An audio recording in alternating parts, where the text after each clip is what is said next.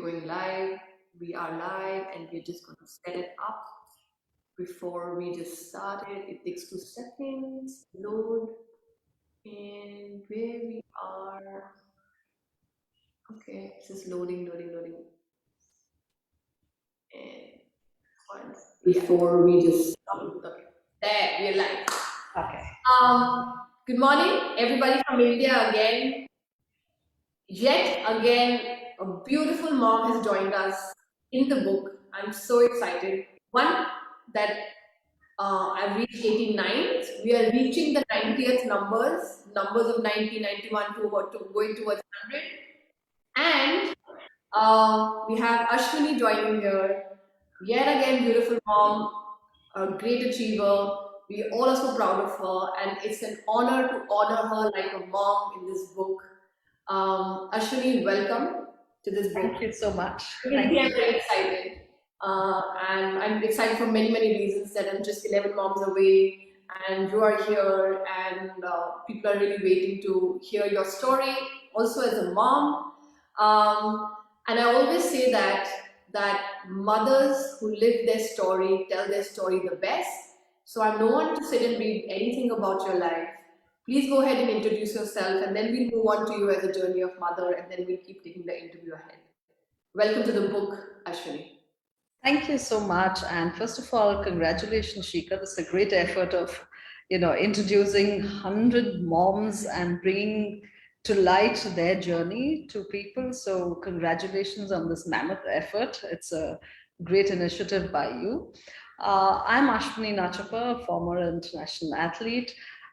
My early childhood began in Calcutta because my dad used to work for Birla Rayons there. Though I was born and brought up born in Coog and then moved along where my father was working. Family of two of us, both my sister Pushpa and I were, international athletes.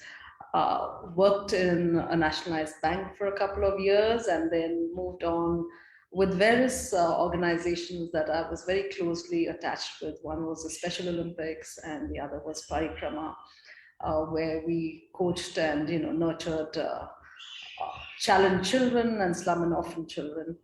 And of course, I started my own institution.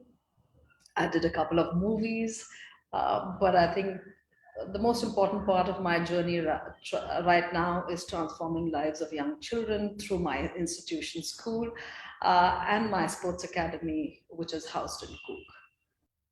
Beautiful. It's a very long journey, just very beautifully said in just few sentences. And we will dig a little bit with your journey because it's been quite an incredible journey. And now that you mentioned that you're working with children, I think so many people and moms really need to hear this part of how to bring their children in what. But before we go there, let's talk about your early days and how it was to be in those days.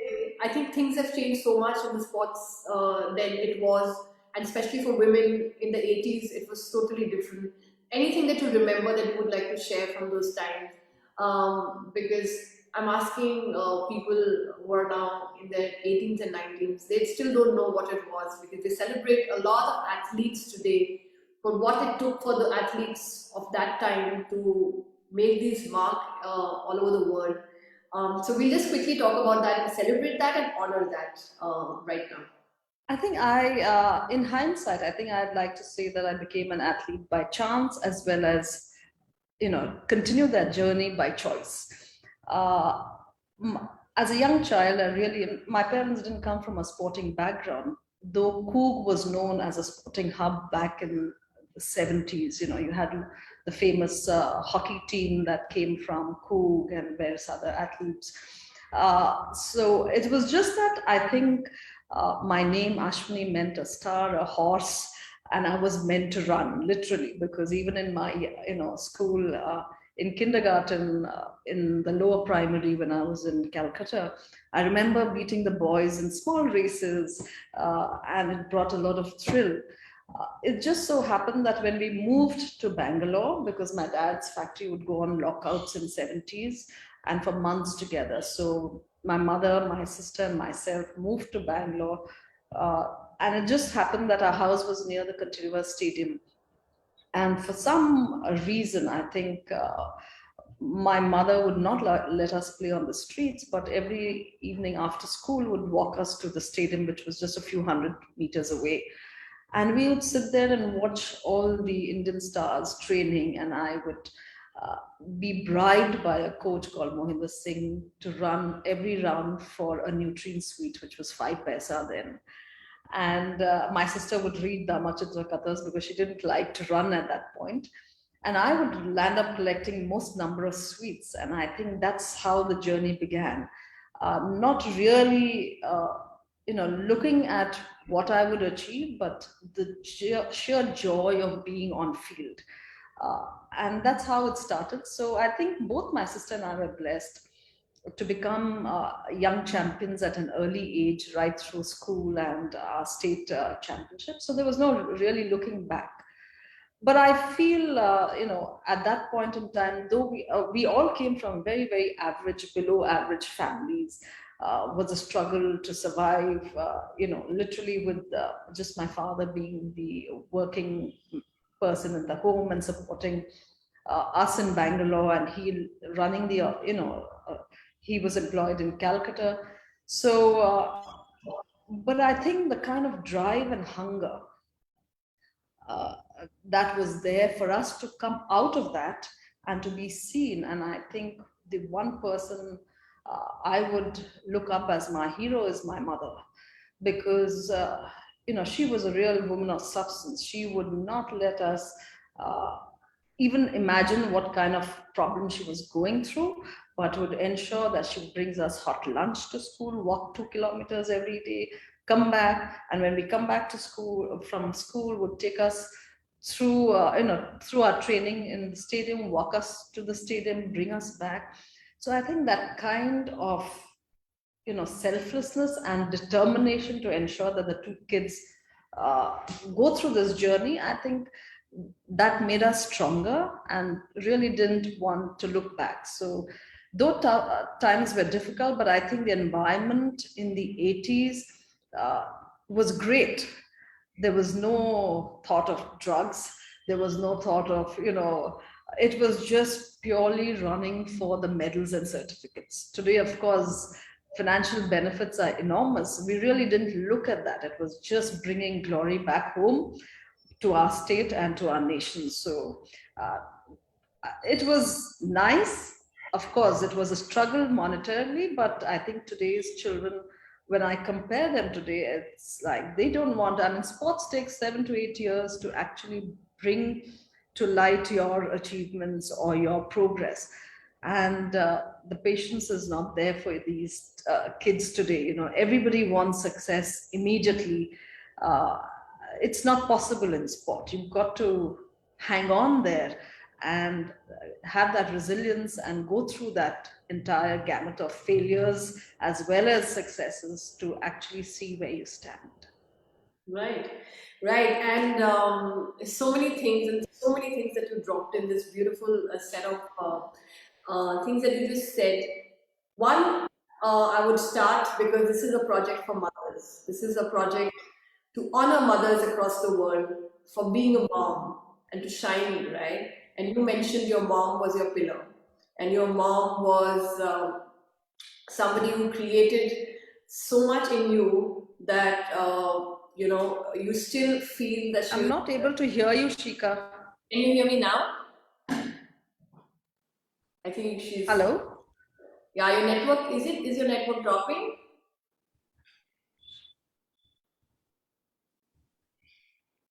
I think Ashwini is gone, but thanks for joining in. I can see some people viewing the thing. Can you hear me now, Ashwini? Can you hear me? Shika, yeah, I can hear you now.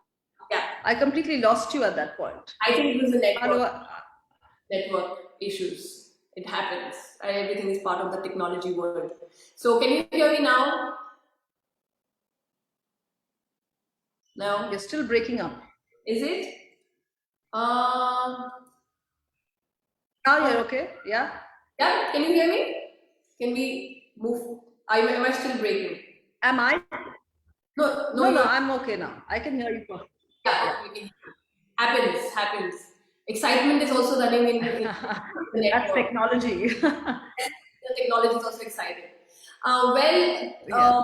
you were honoring your mom and giving the credit for all the strength that No, you I have. lost you again. I think you're breaking up, Shika. Would you like to come back and join in? Uh, Let me just, okay, Is it your connection or mine? I'm not people who able to are hear. watching live can tell us that is it me breaking, is it you breaking? Can you? Yeah, so I'm coming through clear. Something's happening at your network end. Okay. Thanks, Melanie, for always saving us in the comments.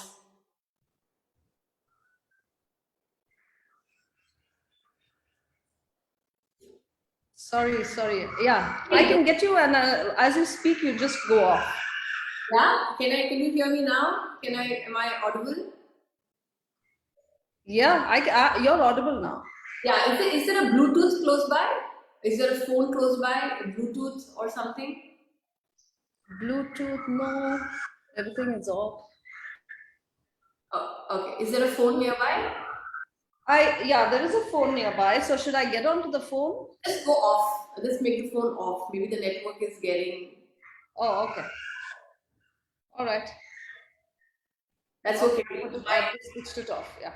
Yeah, my 100 moms have witnessed all kinds of things. So it's a Yeah. beautiful, live, raw witness of everything that's happening. Yeah. Uh, Apologies. Yeah, you were talking about my mom. Yeah. yeah, so I was saying that it started because it's a mom's project, and it's you. You started by saying it's your mom, and I always say that when a mom is aligned with her mother pulse, she only releases out in the world something that will create wonders, right?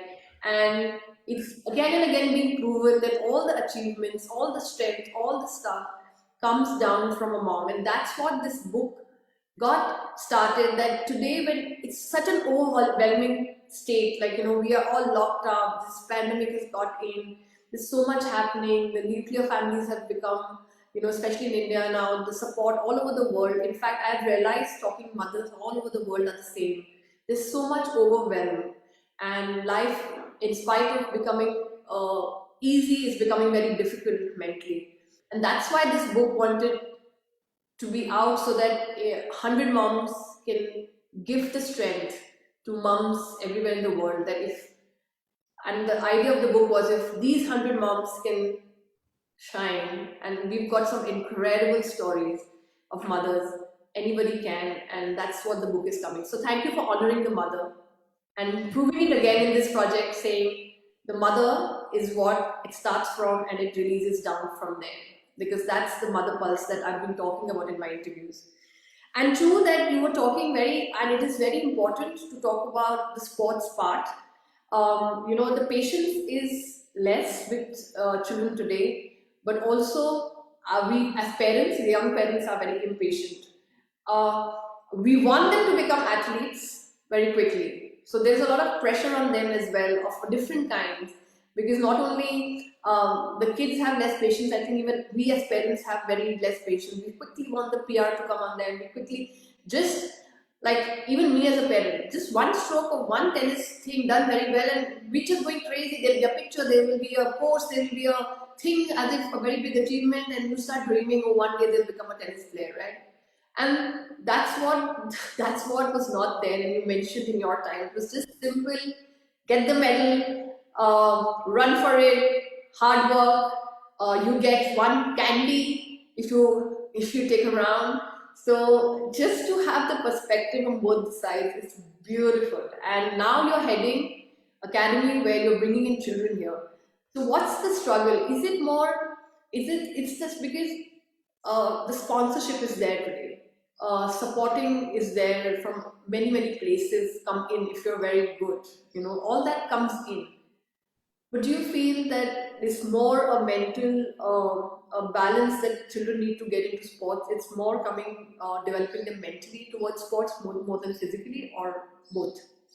I think we have to, realize that the environment and the times are different right now.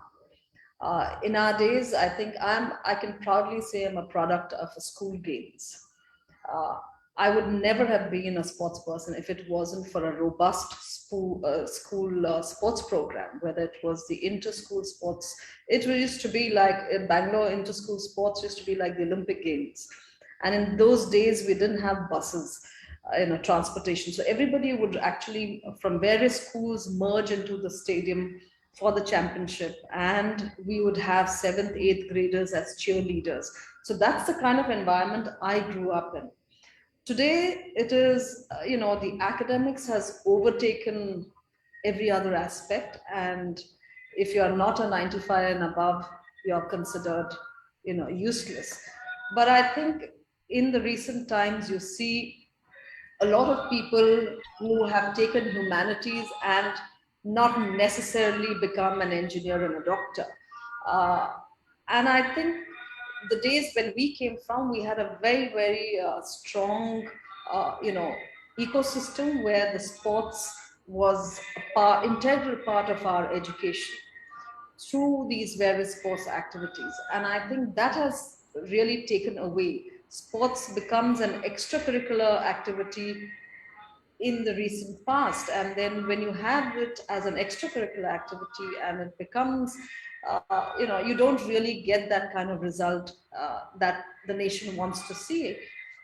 So what I have deliberately done with my team, my husband and I started the school. We have 800 children from all over the country. It's a boarding school in Coog. Uh, it's a school which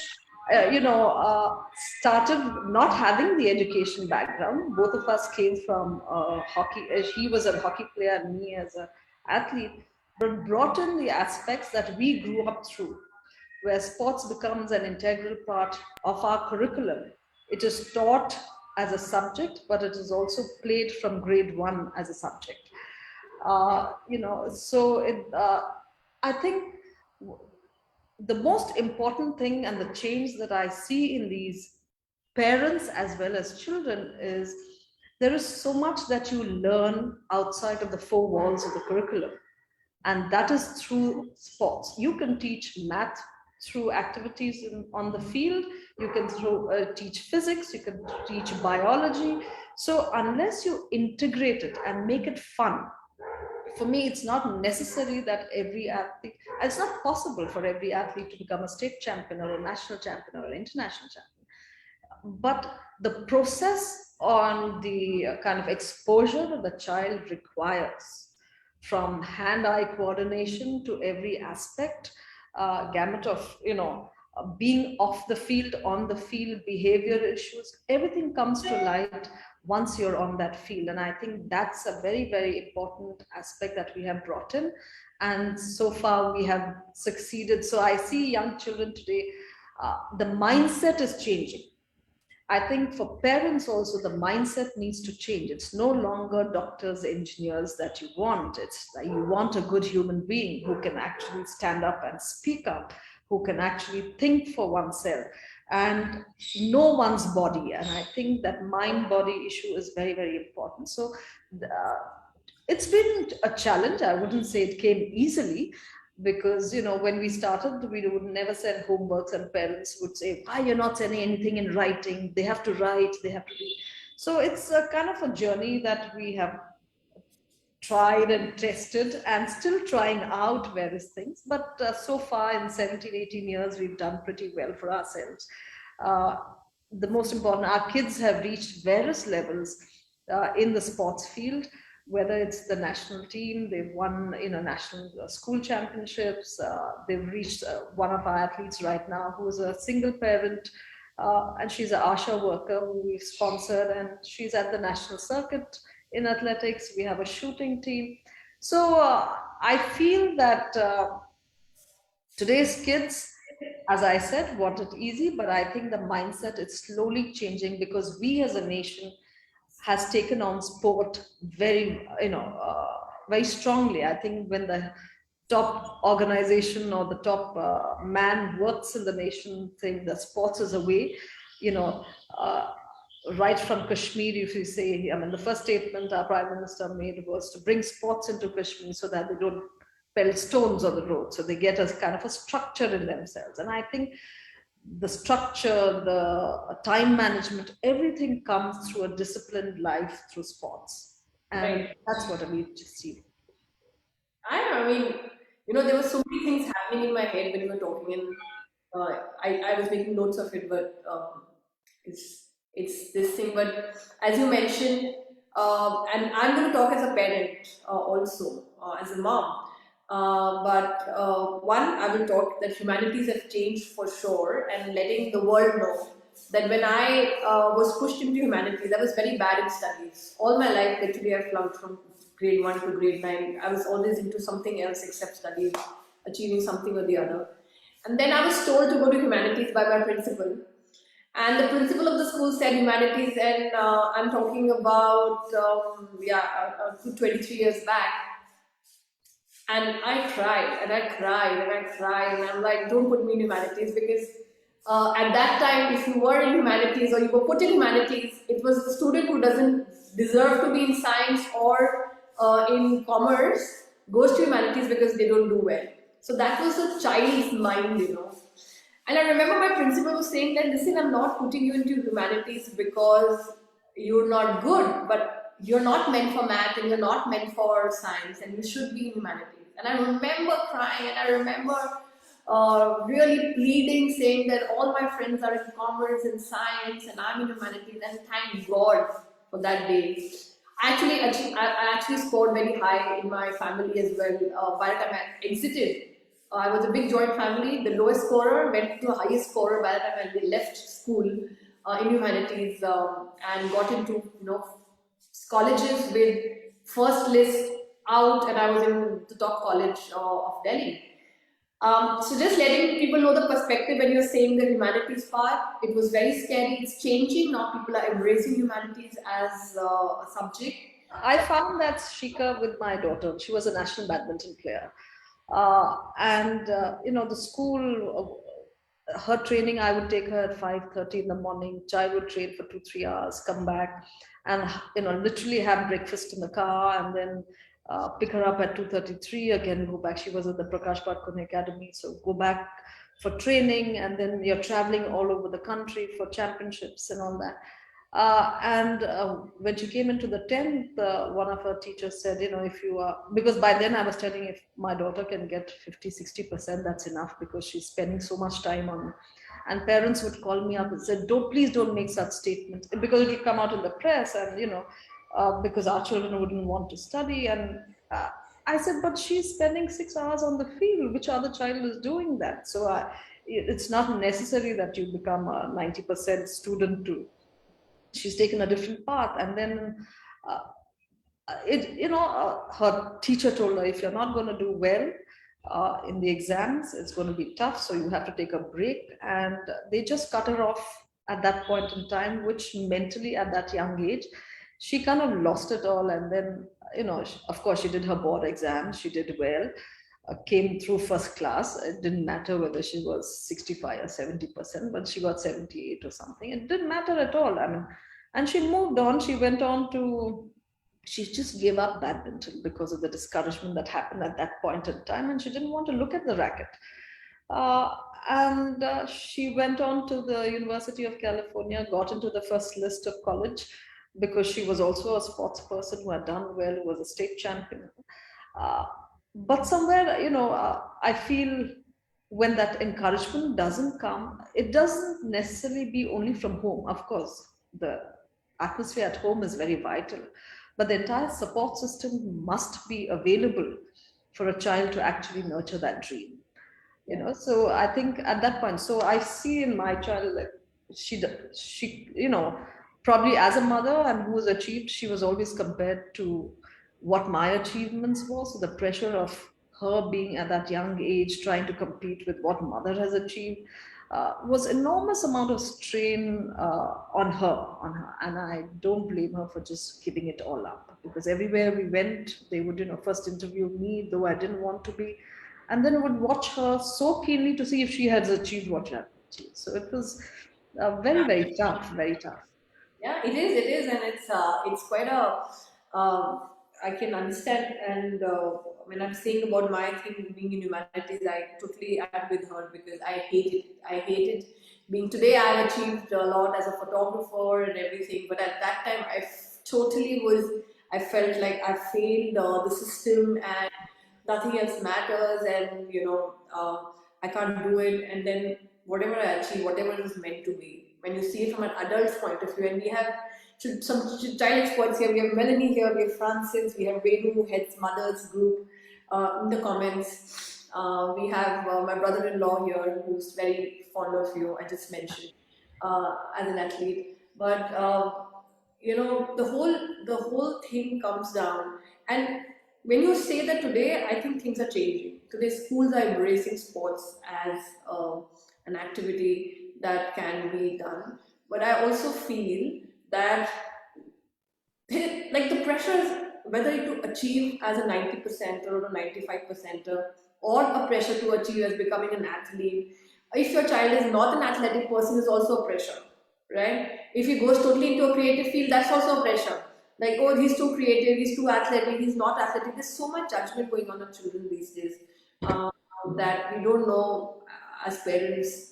I feel that like our generation, I have an 8-year-old and I have a 2-year-old. My 2-year-old is very athletic. My 8-year-old is totally creative, and I feel that for him because I am not athletic at all. I've always been bent towards creativity, but there is always a uh, I don't think, when you, Ashika, when you say that you have to be an athlete, I think every child must go through, as I said early on, the hand-eye coordination. That's the Montessori method of doing.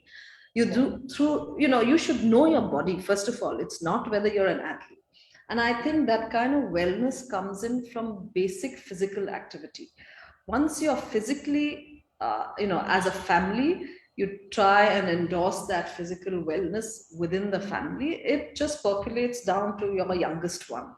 Whether in the house, I remember my younger one when I train and I just do fitness, and she would do sit-ups with me on the bed. So it's like you just kind of create that kind of fun atmosphere at home where the child enjoys, but also expose them to the little bit of playing in the park, playing, in school. There are a lot of parents who don't want their kids to play, to be in the P program. I see some of them who used to write when we started the school because it's too hot, too this. And I said, that's no excuse at all. Everybody has to be on the P field because that's where interaction happens, that's where fellowship happens, and that's where learning happens. Whether it's an inter-house championship, whether it's a music, whether it's chess, whether it is debating, these are activities that bring to life the child. absolutely, absolutely. And thanks for mentioning that because that's where I think we need to understand that it's not about becoming something, it's about creating body movement. And what you just mentioned again is the same thing I'm trying to mention, that it all trickles down from a mother, right? Like, or a father. I don't want to leave fathers, but if your parents are doing that in the house, it becomes part of your Yes. life, and it makes a lot of sense with what you're saying. And to encourage this is very, very important. But unfortunately, schools in India specifically have been off for 2 years. That's a global problem. Let's look at it. I mean, everybody is talking about it negatively. Yes, the first time. I think the important thing is to keep our minds active and not just go on repeating, this pandemic, because that's become an excuse for most of us today, for not doing things. And I think, the first lockdown was bad. The second was, testing patience. But it also brought a lot of families together. It brought understanding in families. So let's look at it the positive side. It brought a number of people who were on high horses down. So everybody, came to the same level playing field. Yes, this is there to stay. So, and I don't think life should be led with fear.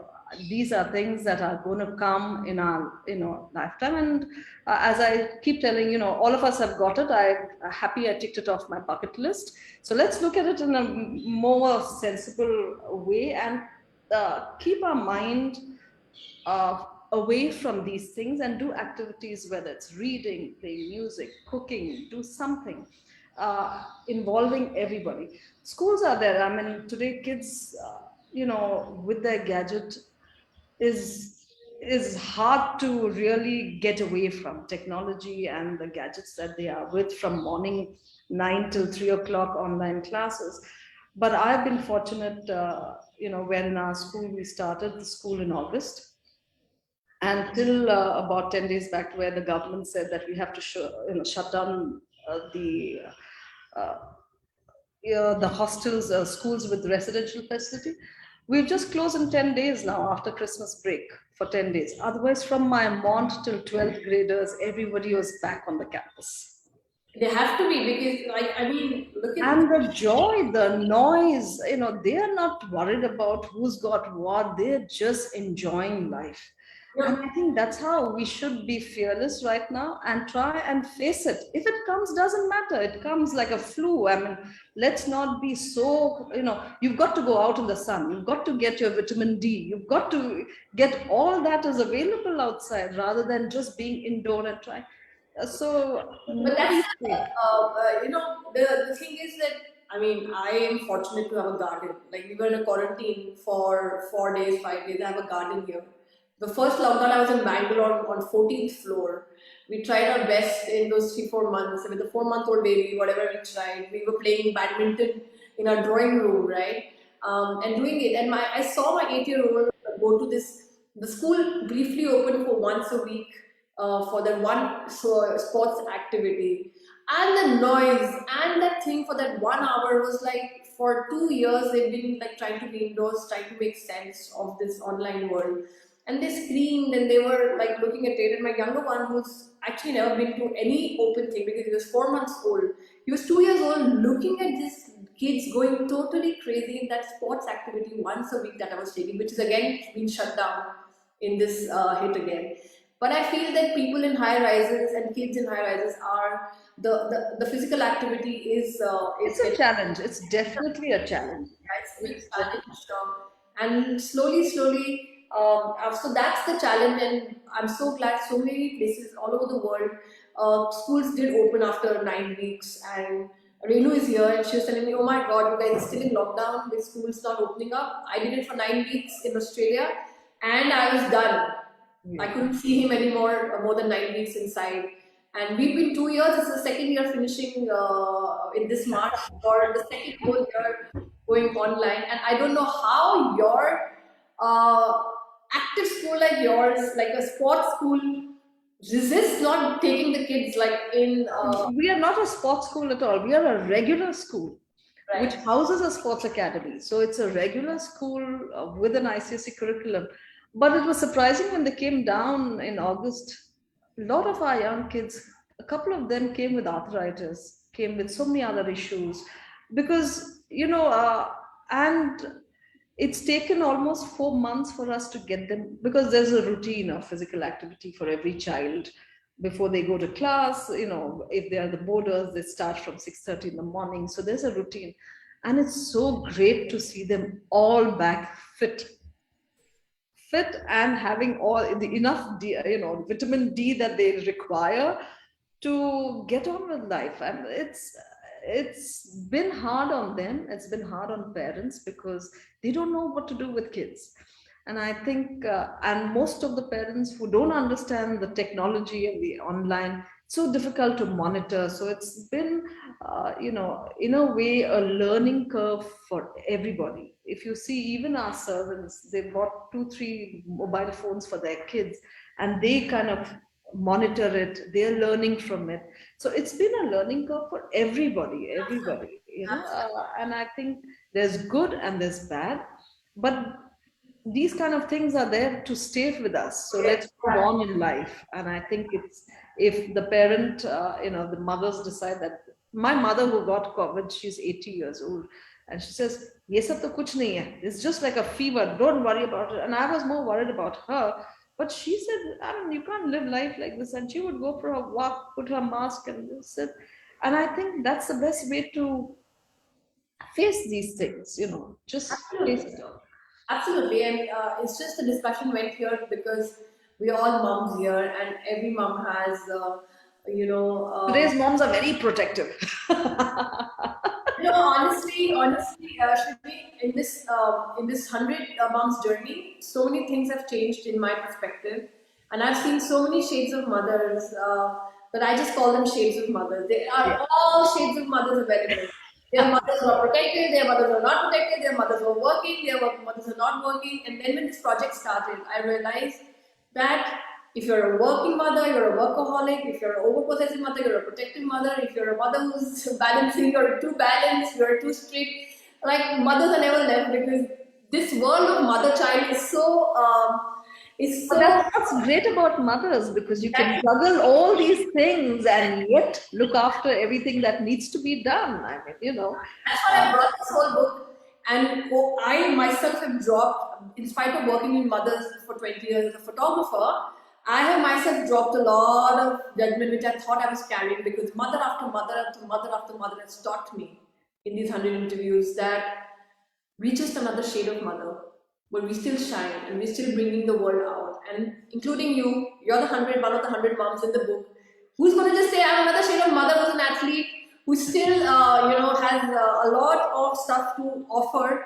And I know one day that somebody will open your page in the book and say, if Ashwini can do it, so can I. And that's the book, the pulse of the book. Moving on quickly because I don't want to take more time. There are people who are watching Sweetly here, downloading Velu is here. That's a testament. There's no one size fits. Yeah, that's what it is. And I realized that I was being guilty, saying that this is the right kind of mother, being difficult on myself as well. I'm not right. I'm not okay. This is not okay. This is not fine. When I was growing up like that. And whoever knows my story also knows my story that I didn't have a mom after 6. She was taken away because she was schizophrenic. So there's so many things that I've realized through this project, Ashwini, that mothers also carry what happens to them as a child into their motherhood, and then they move it forward. And if we can all shoulder together and say we're just moms, and we're just not just moms, we're just moms, we're not just moms, we are everything to our child, and that world that we're bringing out is what this book is bringing, and it's an honor to know I that. think for all moms, it's Yeah, important to realize not to be harsh on oneself and yeah, keep judging oneself. I mean, mothers need to do things by their heart, and yes, it's just more of the heart that comes in. absolutely. Sometimes you may just go wrong, sometimes you may be a little harsh. It doesn't matter. I mean, that's all part of, learning to be a mom. Even though I have a second child, and you're still learning, you're still it's a process that carries on. And my daughter, who's 27, she says, "Still don't baby me." I said, till I die, you're still my child." And that's how my mother babies me. She still says, "No, don't know. There's a cook. Why you want to do?" So I think that's going to is there to stay. So just enjoy it and let the kids enjoy that kind of love and care that they Yes. have.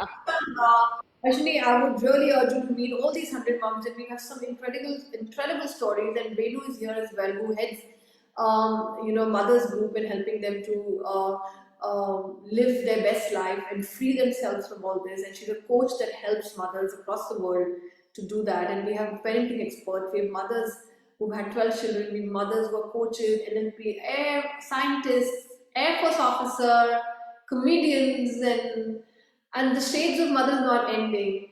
But when these 100 mothers come in this book and I do the 100th interview, one thing is for sure that no matter what, the mother pulse is what will save this world. We've realized this. And if that mother pulse is aligned, she needs no outer validation. She needs nothing from outside to know exactly how to raise a child, what to do, and this whole confusion dissolves. And that's the mother pulse we're trying to get the focus on. And you 100 moms are all aligned, bringing that story out, saying, align yourself to the mother pulse, and everything will fall in place. Everything will fall in place. Quickly to take you to self portraits, what do you feel about it? Have you ever felt that the camera, I mean, you've been in the media for so long, but do you ever feel anything about expressing yourself visually? Do you think you've been with your children in the pictures, or do you think you've shied away from or stayed behind the camera? What has been your family situation? Because otherwise, you've been in camera forever, you Oh, know. well, I'm not a selfie person, but uh, I Not think self portraits. but the journey of our kids, I think we've got a whole lot of family portraits, various occasions. Right from, I still remember, I feel very bad that I couldn't record my daughter's voice when she was growing up. The moment I would say on the recorder, she'd just go mum. So I haven't got that on. But of course, on occasions, and we try and take as many as possible. Even going out as a simple, just for to a restaurant. There's a photograph taken because my other daughter is in Paris right now. So there's always this family group that shares pictures. So should not be shy. These are memories that's there to stay, and it's a feel-good move, moment to just be there and enjoy what's on the table and the company that we are surrounded by our family. So I think I look at it in that fashion. Oh, yes. So it's a great way to. And just to let like the movement, because you're going to get integrated to this whole self-portrait thing, and it again what you said proves it, that one, when you have a mother who brings confidence to you, brings up a child with confidence, if she's going to have a lot of self negative talk about herself, she will release children with a lot of self negative talk. I'm fat, I'm not nice, this is not good, things have changed, hair has changed, I've become a mom. So coming down from your mom, trickling down confidence in you, then sports adding the another level of confidence to your body and to your thing, and then achieving that, and then raising your own two daughters, has been the whole thing. And it's I'm happy to hear that, because through camera we are realizing a lot of moms have confessed that we don't want to be in front of the cameras, we don't want to be there, they want to shy away from cameras, they want to be behind it. But all that is behind that is so much more that we are exploring through this book. So I'm waiting for your story. This book is not going to be just pictures and faces. This book is going to be telling story by story through pictures. Each page is going to be opened, and there's going to be a story and not just a face. And like I have a mom who walks, her name is Dawn, and she's that small walking in Tamil Nadu for last 6 years in this terrain where I would not even go, alone. And she just walks alone there because she loves to walk. And she's saying, "Oh, India is safe." I don't know why people think India is not safe. I'm like, "You're amazing. Not being an Indian, you feel India is very safe." And she's from Bangalore as well. So we will have stories after stories of mothers declaring their message through this, and I'm waiting for your message. What's your dream, Ashwini, before we wrap up? What's your dream, if I ask? Uh, for me, dream is about hope. If you dream, there's always hope that you will someday realize it. Not necessarily every dream. My mother dreamt that both of us become an international athlete and come out of that shell of uh, you know the struggles that we are going through. And I think I dream of seeing young kids and my kids growing up as good human beings, sensitive to their surroundings, sensitive to issues that are there, not read too much into the print that every day we are bombarded with so much of negativity, but actually engage themselves in helping one another, in sharing. And I think that's the biggest thing that we need. So my dream to see my school do well, my young ambassadors go out from my institution and actually convey this message and be part of that global community rather than just being shelled down into their own because knowledge is to be shared, achievements has to be shared. I always tell on the track, if my records are not broken, that means there's no progress. Records are meant to be broken, and only then you will see the progress. And that's what I want to see. I mean, an environment, an ecosystem that allows every child to blossom, irrespective of whether you're academically tuned or creatively, or so there is a space for everybody. Yes, and I welcome you to this book, and you will meet the community of moms across the world to take this message out, Ashwini. Because my dream is to have 100 dreams come true through this book, and every mom has come out with a dream, and we'll make this dream come true by becoming 100 moms vessel and taking each one's message across the world from different parts of the world. And I just remembered, my son who's 8 years old, who doesn't know PT Usha, because PT Usha was like, she was It like, was, yes, Michael Jackson, PT Usha, these were like our names when we were kids. yes. And I was just telling him, he's like, "Oh, which mom are you interviewing today?" So I said, somebody who beat PT Usha. And he looked at me. So I was like, okay, I need to speak in his language. So I was telling him that Usain Bolt, she was Usain Bolt of our country because he loves Usain Bolt. And so she was Usain Bolt of our country, and my mom today beat her twice in the race. So oh, so she's faster than Usain Bolt. I said, yeah, probably. That much I don't know in technical term.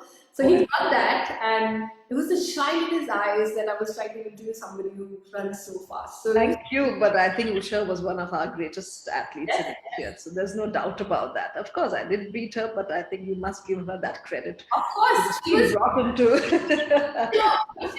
But that's all. That's all the journey is. You beat some, but you move on, and it And just that's carries on. what you said that beating is the next progress. And I think her is somebody that even as kids we have celebrated while running. In fact, in our games, PT Usha was somebody who was like, as girls when we are running and all, and we would compare ourselves, oh, you're like PT Usha, you're not running as fast. So she was in our, I was probably 7, 8 years, 6, 5 years old. Or Because at that era, she was the one who really brought into light what women's sport was all about.